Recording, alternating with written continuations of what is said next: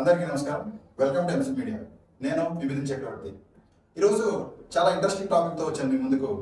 ఏంటంటే అది ఒక వారం రోజుల క్రితం నుంచి చెంగారెడ్డిగూడెం మండలం లక్కవరం గ్రామంలో ఒక ఎలిమెంటరీ స్కూల్లో అన్యమత ప్రచారం అని చెప్పేసి దాని గురించి పెద్దగా హైరాణ చేస్తూ సోషల్ మీడియాలో ఎక్కువగా దీని గురించి ప్రచారం చేయడం జరుగుతుంది. సమాజంలో మరి ఏ ఇతర సమస్య లేదన్నట్టు, ఒకవేళ ఈ సమస్యని మనం ప్రజలకు చూపించకపోతే దేశం కొట్టుకుపోద్ది అన్నట్టు, రాజ్యాంగం అంతరించిపోద్ది అన్నట్టు, ఈ మాదిరిగా చిన్నదాన్ని చాలా పెద్దగా ఉదంతంలో పెట్టి హైరాణ చేస్తూ చూపిస్తా ఉన్నారు కొంతమంది. ఆ స్కూల్లో ఏం జరిగింది, అన్యమత ప్రచారం అనేది ఎంతవరకు నిజం, లేకపోతే మరి ఏమైనా ఉందా అనేది మీకు ఈరోజు క్లియర్గా ఈ వీడియో ద్వారా తెలియజేస్తాను. లక్కవరం గ్రామంలో ఉన్న స్కూల్లో హెచ్ఎంగా చేస్తూ ఉన్నారు.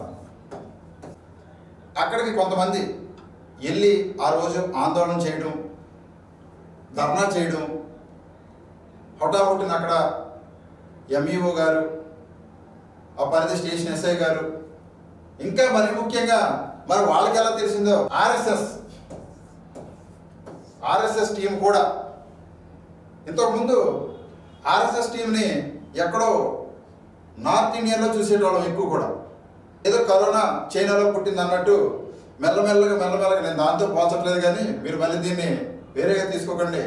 అక్కడ నుంచి మెల్లమెల్లగా మన ఇంట్లోకి వచ్చింది అన్నట్టు కరోనా వైరస్ ఎక్కడో నార్త్ ఇండియాలో పుట్టి మెల్లమెల్లగా లక్కవరం స్కూల్లో కూడా దీని ప్రభావం చూపించగలిగారు. విశ్వ హిందూ పరిషత్ అని ఏదో టీం ఉంది, ఆ టీం కూడా, వీళ్ళందరూ కూడా లక్కవరంలో జరిగే స్కూల్లోకి అటెండ్ అయ్యి అక్కడ ధర్నా చేయడం, పెద్ద ఆందోళన చేయడం జరిగింది. ఆ రోజున లక్కవరం స్కూల్లో అన్యమత ప్రచారం అని ఎంపీయూపీ ఫౌండేషన్ స్కూల్ విద్యార్థులకు హెచ్ఎం అన్యమత ప్రచారం చేస్తున్నట్లు తల్లిదండ్రులకు విద్యార్థులు చెప్పారంట.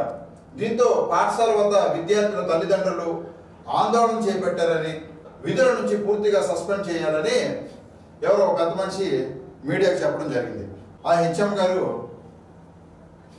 కంప్లీట్గా ఒక బైబిల్ పట్టుకెళ్ళి ఆ పిల్లలకి ఏదైతే బైబిల్లో వాక్యాలు ఉంటాయో అవన్నీ కూడా వాళ్ళకి చదివి వినిపించడం, వాళ్ళ నోట జీసస్ మాట వినిపించడం, వాళ్ళని చర్చికి వెళ్ళమనడం, వాళ్ళ పేరెంట్స్కి కూడా పిల్లల ద్వారా మోటివేట్ చేయించడం, మోకాళ్ళేసి ప్రార్థన చేయించడం, జీసస్ బొమ్మలు చూపించడం, ఇలా అన్యమత ప్రచారం అంటే ఒకవేళ ఆయనకి నిజంగా ఇంటెన్షన్ ఉంటే వాళ్ళని మార్చాలి మీరు అన్నట్టు ఇలాంటివన్నీ కూడా చూపించాలి. మరి ఎక్కడ కూడా ఆయన మత ప్రచారం చేస్తున్నట్టు కానీ, ఆయన నోట జీసస్ చెప్పడం కానీ, పిల్లల ద్వారా చెప్పించడం కానీ, వీడియో రూపంగా కానీ ఇంకోటి కూడా ఎక్కడ కూడా కనిపించలేదు.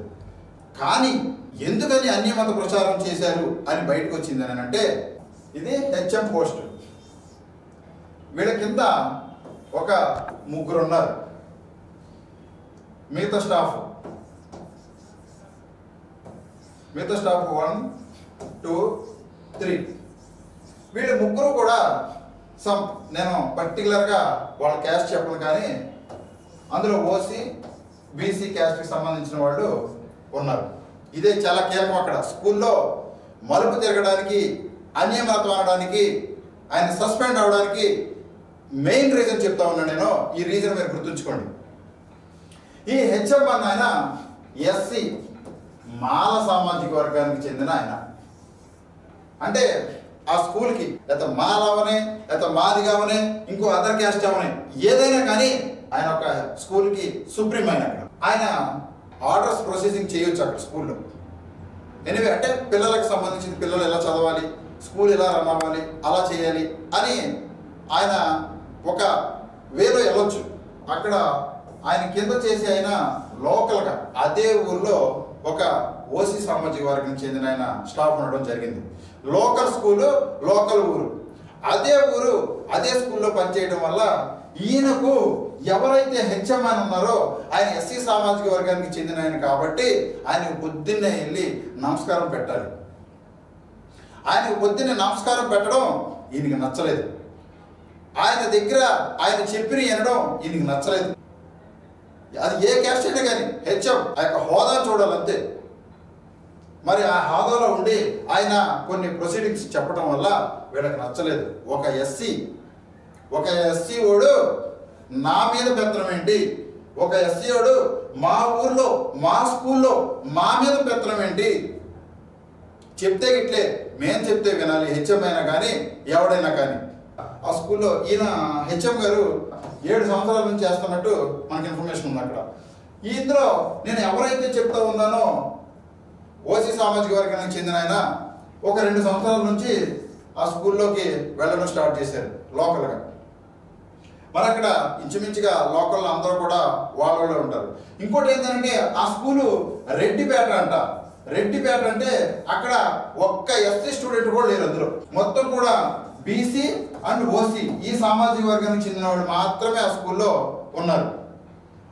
ఇంచుమించుగా వీళ్ళు మొత్తం కూడా ఎవరైతే చెప్తా ఉన్నానో నేను ఓసీ టీచర్ ఉన్నారన్నాను కదా, ఈ టీచరు వాళ్ళని ఇన్ఫ్లుయెన్స్ చేయగలరు. ఎందుకంటే లోకల్ తెలిసిన వాళ్ళు అందరూ కూడా మీ పిల్లల మీద ఒక ఎస్సీ సామాజిక వర్గానికి చెందిన మాస్టరు పెత్తనం చెలాయిస్తూ ఉన్నాడు, మీరు దాన్ని జీర్ణించుకోగలరా?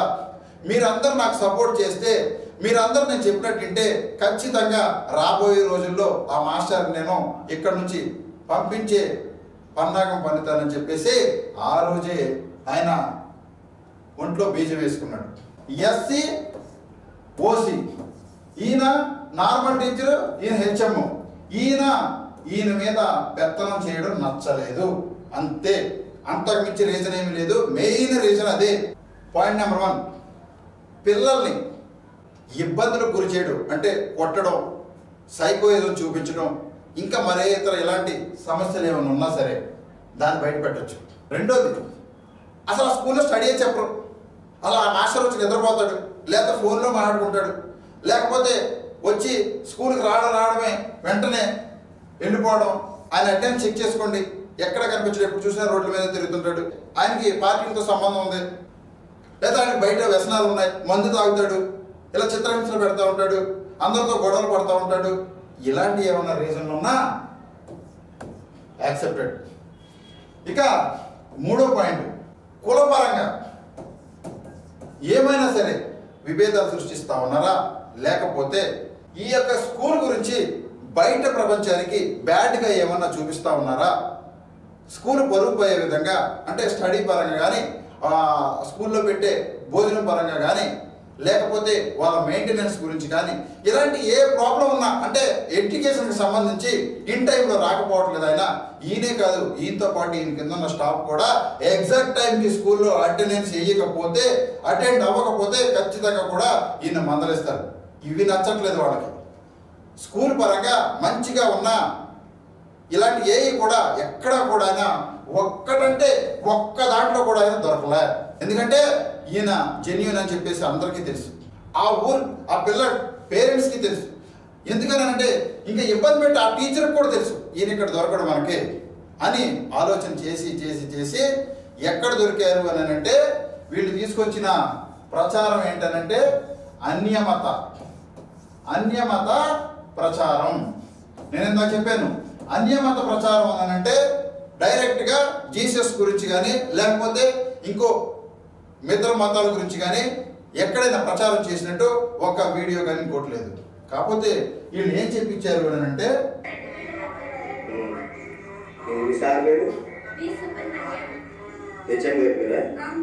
మా దేవుడి గురించి ఏం చెప్పారు?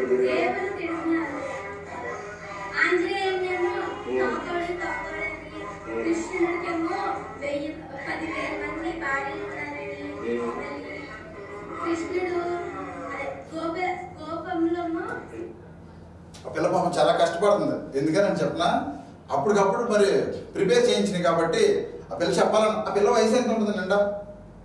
వాళ్ళు మహా ఉంటే 5-6 సంవత్సరాలు ఉంటారు. వీళ్ళందరూ కూడా 5-6 సంవత్సరాల్లో మతం గురించి కానీ, కులం గురించి కానీ, జెండర్ గురించి కానీ వాళ్ళకి ఏమన్నా అవగాహన తెలుసా? ఆ వయసులో వాళ్ళకి తెలిసిన విషయాలు ఏంటంటే స్కూల్కి రావడం, మాస్టర్ చెప్పేది వినడం, తినడం, వెళ్ళడం, అంతే. అంతకుమించి అసలు కృష్ణుడు ఎవరు, రాముడు ఎవరు, ఆంజనేయ స్వామి ఎవరు, జీసస్ ఎవరు, ఇవన్నీ కూడా వాళ్ళు అర్థం చేసుకునే అంత స్తోమతలో ఉన్నారు. వాళ్ళు పని కట్టుకొని నుంచోబెట్టి ట్రైనింగ్ ఇచ్చి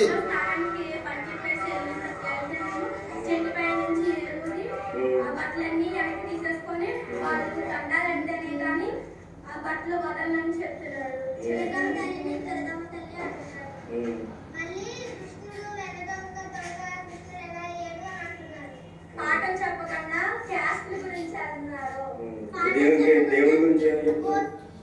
అసలు క్యాస్ట్ గురించి అడిగారని చెప్తా ఉన్నారు. క్యాస్ట్ గురించి ఎలా అడగడం ఎందుకు? చిట్టా మొత్తం కూడా ఆయన దగ్గరే ఉంటుంది కదా, వాళ్ళని అడ్మిట్ చేసుకునేటప్పుడు. ఇంకా వాళ్ళని అడిగేది ఏముంది క్యాస్ట్ గురించి? ఇంకా అందరూ పోనీ ఈయన ఏమైనా మార్చి మీరు కులం మారండి అని చెప్పే స్తోమత ఉంది అక్కడ. వాళ్ళ వయసుకి అసలు అంత ఇన్ఫ్లుయెన్స్ చేయించి చెప్పాల్సిన పని ఏముంది వాళ్ళని? ఇంకోటి వెన్న దొంగ అని చెప్తా ఉన్నారు. ఎస్, ఇది పురాణాల్లో అందరూ కూడా చెప్పుకునేది. మనం పెద్ద పెద్ద మత బోధకులు కూడా చెప్తా ఉన్నారు వెన్న దొంగ కృష్ణుడు అని, గోపికలు 16,000 మంది అని, ఆంజనేయ స్వామి కూడా బ్రహ్మచారి అని, ఇవన్నీ కూడా ఇలా చెప్తా ఉన్నారు. మనకు పురాణాలు చెప్తున్నాయి, పుస్తకాలు చెప్తా ఉన్నాయి, మత బోధకులు చెప్తా ఉన్నారు. వీళ్ళందరూ చెప్పిన యూట్యూబ్లో చెప్తున్నారు, ఫేస్బుక్లో చెప్తున్నారు, గూగుల్లో చెప్తున్నాయి.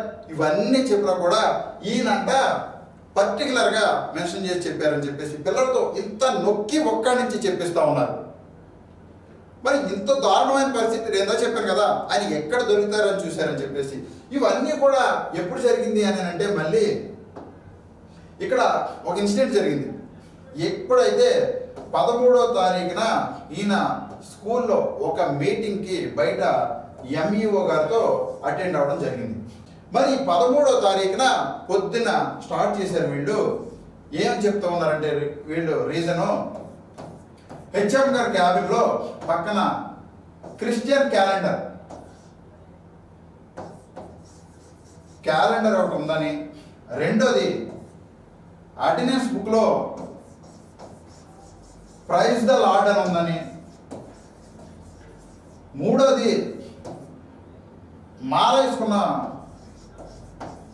వేసుకున్న పిల్లలకి బలవంతంగా గుడ్డు పెడుతున్నారని చెప్పేసి. నేను ఈ మూడింటికి రీజన్ చెప్తానండి. ఒకసారి క్యాలెండర్ చెప్పారండి. స్కూల్స్ కానీ గవర్నమెంట్ ఆఫీస్ సెక్టర్ ఏదైనా సరే, MRO office, RDO office, MEO office, schools కానీ ప్రతి ఒక్కళ్ళు కూడా ఎవరైనా సరే క్యాలెండర్స్ అనేది కానీ లేకపోతే డైరీలు అనేవి కానీ ఇలాంటివి డొనేట్ చేస్తారు ఖచ్చితంగా.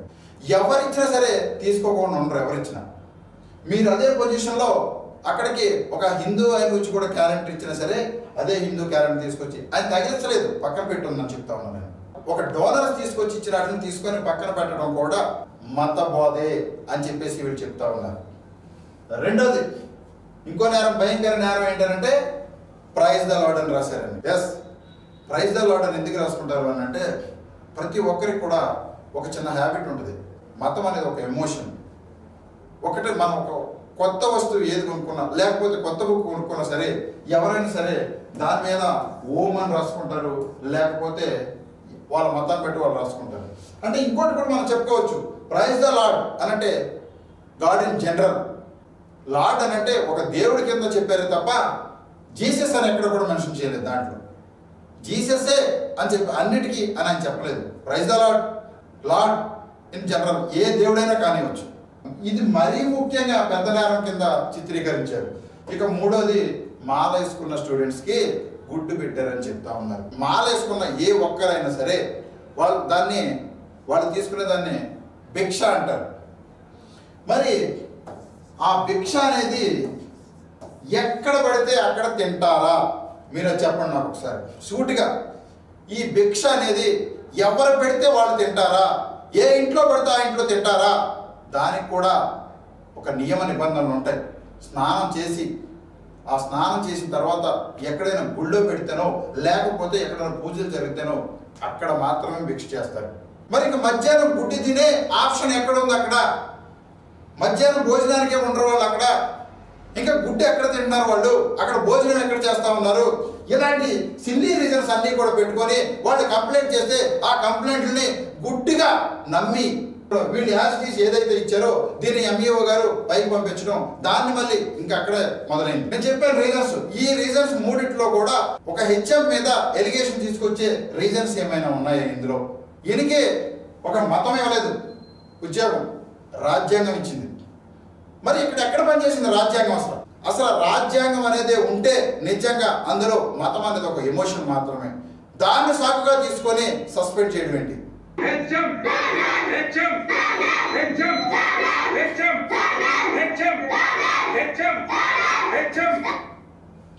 అసలు వయసు ప్లకార్డులు పట్టుకొని డామ్ డామ్, ఎందుకు డామ్ డామ్ అంటున్నారు కూడా వాళ్ళకి తెలియదు నిజంగా. తెలుసా, వాళ్ళు ఏం చెప్పారు, సస్పెండ్ చేయాలి అని అన్నారు. సస్పెండ్ అంటే తెలియదు కూడా నిజంగా చిన్నపిల్లలకు.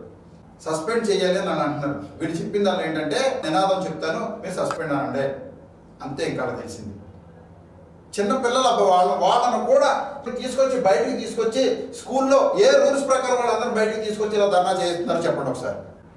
ఇలా తీసుకొచ్చి ఇలా ధర్నా చేయించే ఈ అట్టగాడికి తెలియట్లేదు నిజంగా. అసలు అంత ఇంగిత జ్ఞానం కూడా లేకోకుండా తీసుకొచ్చిన ఆర్డర్స్ని పాస్ చేయడం అనేది కూడా ఒక అర్ధరహితమైన చర్య. ఇదంతా కూడా పిల్లల తల్లిదండ్రులు చెప్తా ఉన్నాను, ఈ వయసులోని పిల్లల్ని ఇలా రోడ్డు మీద ప్లకార్డులు పెట్టుకొని మతం అనేది మళ్ళీ చెప్తాను ఒక ఎమోషన్ మాత్రమే, మనకి ఏమీ పెట్టదు అది. అలాంటి దానికోసం పిల్లల్ని నడి రోడ్డు మీద ఎండలో ఈ విధంగా ప్లకార్డులు పెట్టి చిన్న పిల్లలు వీళ్ళన్న రోడ్డు మీద నుంచోబెట్టి ఈ విధంగా చెప్పిస్తున్నారు అని అంటే వీళ్ళకి ఇప్పటి నుంచే వాళ్ళ మైండ్లో ఏ విధమైన బీజం వేస్తున్నారో ఆలోచన చేయండి మీ తల్లిదండ్రులు. పిల్లల తల్లిదండ్రులకు కావాల్సింది ఏంటంటే వాళ్ళు మంచిగా చదువుకొని రేపొద్దున మంచిగా ఉద్యోగం చేసుకొని అదే స్కూల్లో టీచర్స్కి వెళ్తే వాళ్ళకి ఎంత గర్వంగా ఉంటుంది. ఒక ఐఏఎస్ ఐపీఎస్ ఆ మాదిరికి వెళ్ళాలి, కానీ ఇప్పుడే సస్పెండ్ చేయాలి, రోడ్ల మీద ఇలా తిరగాలి అనే ఆలోచన ఎవరు కలిగిస్తున్నారు చూడండి. అసలు ఈ పిల్లల్ని స్కూల్ నుంచి బయటికి పంపించే రైట్ ఎవరిచ్చారు? ఇలా చేయడానికి ఏమైనా రైట్స్ ఉన్నాయా? పిల్లల్ని స్కూల్ నుంచి బయటికి పంపించడానికి పర్మిషన్స్ ఉంటాయా?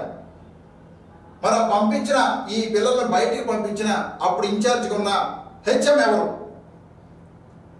ఆయన మీద ఎందుకు చర్యలు తీసుకోలేదు? పిల్లలు ఇలా ధర్నా చేయడానికి ఇచ్చిన పర్మిషన్ ఎవరిచ్చారు? ఇలా మాట్లాడుకుంటూ పోతే ఒకదానికి ఒకటి చాలా ఉంటాయి. ఇంత చిన్న పిల్లల మైండ్లో అప్పుడే కులం మతం ఇలాంటి అన్ని కూడా బీజాలు వేస్తా ఉన్నారు ఇంత దుర్మార్గులు.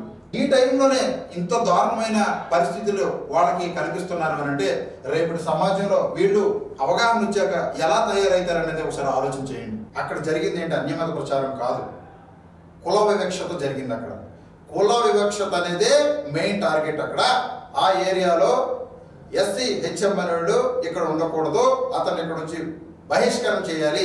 ముందు ఏం చెప్తారు వీళ్ళంటే అన్యమత ప్రచారం చేస్తాడు అని చెప్పేసి ఆయన మీద పుట్టిస్తేనే అప్పుడు మొత్తం అందరూ కూడా దాన్ని తీసుకొస్తారు.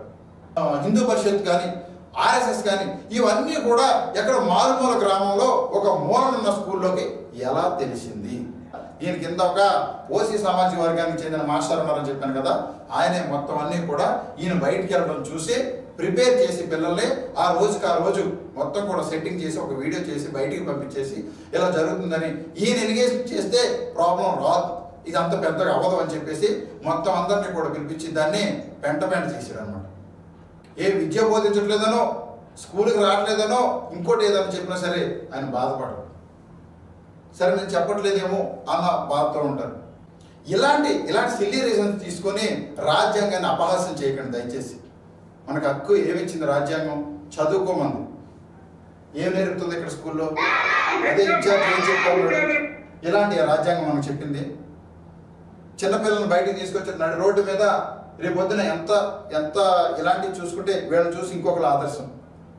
వీళ్ళకి ఏం సంబంధం అని ఇందులో పిల్లలకి? ఏదైనా ఉంటే వీళ్ళ తల్లిదండ్రులను తీసుకురావచ్చు చెప్పని, ఏదైనా ఉంటే పోనీ మీరు చెప్తున్నారుగా మత పెద్దలు మీరే వచ్చి బయటకు వచ్చి చేయొచ్చు కదా.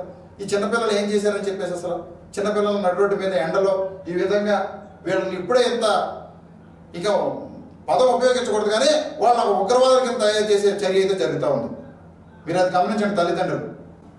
ఎంఈఓ గారు పిలిచి ఏం చెప్పారు అని అంటే, keeping the above circumstances in view, Shri B Subrahmanyam LFL headmaster MPPS Reddipet అని చెప్పేసి ఇవ్వడం. Hereby deputed and posted as school assistants ZPHS Lakkavaram Jangareddygudem mandal Eluru district under administrative grounds. మీ మీద పెట్టిన ఎలిగేషను పై వరకు వెళ్ళింది డిఈఓ గారి దగ్గరికి. డిఈఓ గారు మొత్తం కూడా పరిశీలించిన తర్వాత మిమ్మల్ని అదే ఊరిలో రక్కవరంలో జడ్పీహెచ్ఎస్ స్కూల్లో టీచర్గా డిప్యూటేషన్ మీద పంపించడం జరుగుతుంది. మీరు ఇప్పటికిప్పుడు వెళ్ళి ఈ జాయినింగ్ ఆర్డర్స్ తీసుకొని వెళ్ళి స్కూల్లో జాయిన్ అవ్వండి అనేసి ఎంఈఓ గారు హెచ్ఎం గారికి సెలవు ఇవ్వడం జరిగింది. మరి అది పట్టుకొని ఆయన స్కూల్కి బయలుదేరుతుండగా ఈలోపే ఆ ఊరి గ్రామంలో ఎవరైతే ఈ విష బీజాలు వేసారో వాళ్ళందరికీ తెలియడం వల్ల వాళ్ళు మళ్ళీ ఒక నలుగురిని పోగేసుకొని నిన్న మళ్ళీ ఇది నిన్నే పిల్లల్ని తీసుకొచ్చి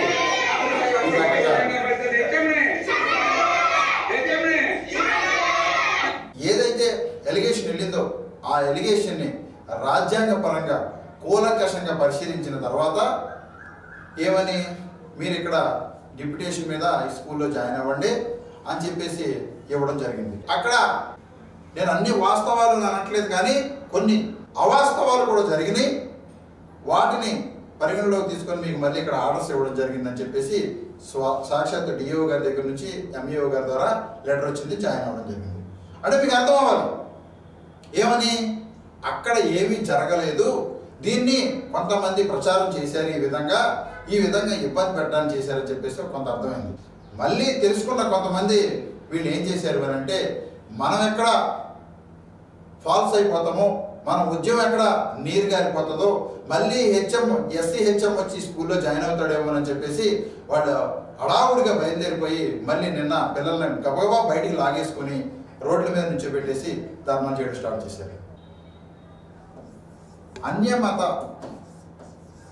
అంటే దీనికి రిలేటెడ్ ఆర్ఎస్ఎస్ వర్సెస్ రాజ్యాంగం ప్రకారం ఈయన ఎలిజిబులే జాబ్కి, అక్కడ ఏం జరగలేదు, మీరు వెళ్ళి లక్కవర స్కూల్లో జాయిన్ అవ్వండి అని రాజ్యాంగం చెప్తా ఉంటే, ఆర్ఎస్ఎస్ లేకపోతే కుల వివక్షత ఈ రెండు కూడా ఏం చెప్పినాయంటే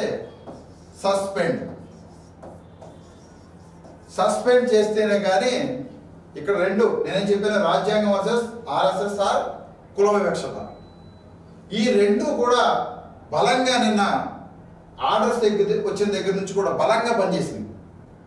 పాపం రాజ్యాంగం వాటి రెండింటి ముందు ఓడిపోయింది, చెప్పుకోవడానికి కూడా సిగ్గుగా ఉంది. ఈ రెండు ఓడిపోయి నిన్న 8 గంటలన్నరకు ఎలాగో ఈయనకి ఆర్డర్స్ ఇస్తే జాయినింగ్ ఆర్డర్స్, ఇదే రోజు మళ్ళీ 8 గంటలకు ఫోన్ చేసి రమ్మని మీకు సస్పెండ్ అయ్యారండి మీరు అని చెప్పి చెప్పడం జరిగింది. 24 గంటల్లో ఏం జరిగింది, 24 గంటల్లో ఏం మతలబు జరిగింది, 24 గంటల్లో రాజ్యాంగం ఎందుకు ఓడిపోయింది, 24 గంటల్లో కుల వివక్షత ఎందుకని పెరిగిపోయింది, 24 గంటల్లోనే మంచి అన్న మనిషి 24 గంటల్లోనే ఎందుకు మారిపోయింది మంచి, 24 గంటల్లో ఎందుకు చెడ్డోడు అయిపోయాడు. ఇచ్చింది గవర్నమెంట్సే కదా, అదే గవర్నమెంట్, అదే డిఈఓ, అదే ఎంఈఓ నుంచి వచ్చిన ఆర్డరే 24 గంటల్లో మారిపోయింది అని అంటే ఏం జరుగుతుంది అనేది ఒకసారి ఆలోచించండి. ఏం ఏలుతుందో రాజ్యం అనేది ఆలోచించుకోండి. రాజ్యాన్ని ఏలుతుందా, లేకపోతే కుల వివక్షత ఆర్ఎస్ఎస్ రాజ్యాన్ని ఏలుతుందా అనేది ఒకసారి అర్థం చేసుకోండి. నేను ఏ మతాన్ని కించపరచట్లేదు, కానీ అది మనం ఒక ఎమోషన్గా తీసుకొని మనుషుల పొట్ట మీద, మనుషుల మానసిక స్థితుల మీద, వాళ్ళ యొక్క కుటుంబాల మీద రుద్దకూడదని చెప్తా ఉన్నాను. ఆ యొక్క ఉద్యోగం ఆయన సిన్సియర్గా చేసుకుంటా ఉంటే ఆ ఉద్యోగం వల్ల ఆయన పొట్టగొట్టడం వల్ల ఆయన మీద డిపెండ్ అయిన ఆ ఫ్యామిలీ ఏ విధంగా ఇబ్బంది పడుతుంది. వాళ్ళని చూసుకొని రేపొద్దున మిగతా ఏ హెచ్ఎం అయినా సరే ఆ స్కూల్కి వెళ్ళాలంటే కూడా నిజంగా ప్యాంటు తప్పుకునే పరిస్థితి. ఏ హెచ్ఎం వెళ్ళగలరు, ఏ హెచ్ఎంఎల్ని ఇదే విధంగా చేస్తారు కదా. ఒకవేళ వాళ్ళకి నచ్చినట్టు చేయకపోతే, ఆ కింద స్థాయిలో ఉన్న మాస్టర్లకి నచ్చినట్టు చేయకపోతే మళ్ళీ ఇదే ఎలిగేషన్. మరి అక్కడ స్కూల్లో ఏం జరుగుతుంది అనేది దీనిపైన సమగ్రమైన విచారం జరిపారు. దయచేసి కలెక్టర్ గారు మీరు ఇది కలెక్టర్ గారి దృష్టికి తీసుకెళ్ళాలి. తీసుకెళ్ళి ఆ స్కూల్లో ఏం జరుగుతుంది, అసలు ఆ ఊళ్ళో ఏం జరుగుతుంది, ఎందుకని ఇలా అవుతుంది, రేపొద్దున వచ్చే స్కూల్ టీచర్స్ కూడా ఇదే విధంగా జరుగుతుంది, ఒకళ్ళ మీద జరిగినప్పుడు మీరు దాని మీద నిజ నిర్ధారణ చేయాలి. పిల్లలకి సస్పెండ్ చేయాలి అనే, లేకపోతే మతం గురించి కులం గురించి మాట్లాడేంత అవగాహన ఉందా లేదనేది కూడా నిజ నిర్ధారణ చేయాలి పిల్లలను కూడా. ఈ దళిత టీచర్కి అన్యాయం జరిగినప్పుడు మనం ఉత్తూరుకునే ఉన్నప్పుడు సంఖ్యలో డబ్బాలు కొట్టడం కాదు. మీ సాటి టీచర్ అంటే మీ టీచర్స్ అందరూ కూడా నిజంగా ఒక కులం మాదిరిగానే ఉంటుంది. మరి ఎక్కడికి పోయారు వీళ్ళందరూ కూడా, ఏది సపోర్ట్ ఏది? ఈరోజు ఈయన, రేపొద్దున మీరే గుర్తుంచుకోండి. రేపొద్దున ఖచ్చితంగా మీ గుమ్మం తడుతుంది ఇదే ఇష్యూ, ఖచ్చితంగా మీ ఫ్యామిలీ మీద పడుతుంది ఇదే ఇష్యూ. ఒకరికి జరిగిందని సంకలు గుద్దుకోకూడదు. వాళ్ళకే కదా జరిగింది, మాకు కాదు కదా అనుకుంటే రేపటి రోజున ఈ విషయం కాదు, ఏదో ఒక విషయం మీద మిమ్మల్ని కూడా టార్గెట్ చేసే పరిస్థితి వస్తుంది. యూనిటీ మెయింటైన్ చేయండి.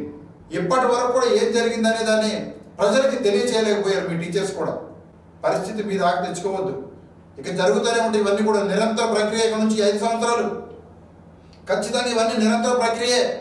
రోజుకొకడు, ఈరోజు నేను, రేపు నువ్వు, ఎల్లుండి అతను జరుగుతూనే ఉంటుంది. మీరు కూడా ఎదుర్కొనే విధంగా అన్నీ కూడా ముందుకు తీసుకెళ్ళండి. ఫైనల్గా నేను చెప్పేది ఏంటంటే అక్కడ అన్యమత ప్రచారం అనేది కాదు, కుల వివక్షత జరిగింది అనేది నేను ఫైనల్గా చెప్పేది. అక్కడ వీటన్నిటిని కూడా పరిరక్షించాలి, ముందుకు నడిపించాలి. ఇలాంటివి కూడా జరగకుండా మరి అమాయకులు కూడా ఇలాంటి గురించి బలవకూడదు. ఇలాంటిలో ఏ అమాయకులు కూడా, ఏ గవర్నమెంట్ ఎంప్లాయీ అయినా లేకపోతే మిగతా వాళ్ళైనా సరే దయచేసి బలవకూడదు అని చెప్పేసి నేను ఇక వీడియో క్లియర్గా చెప్పానని నేను అనుకుంటున్నాను. అర్థం కాకపోతే ఖచ్చితంగా ఎవరైనా సరే మీరు కూడా ఆ ఊరిలో కనుక్కోండి, అన్నీ కూడా మీకు క్లియర్గా తెలియజేస్తాయి. తెలుసుకున్న తర్వాతే ఒక మనిషిని నిందించండి అని చెప్పేసి నేను సవినయంగా మనవి చేసుకుంటూ సెలవు తీసుకుంటా ఉన్నాను.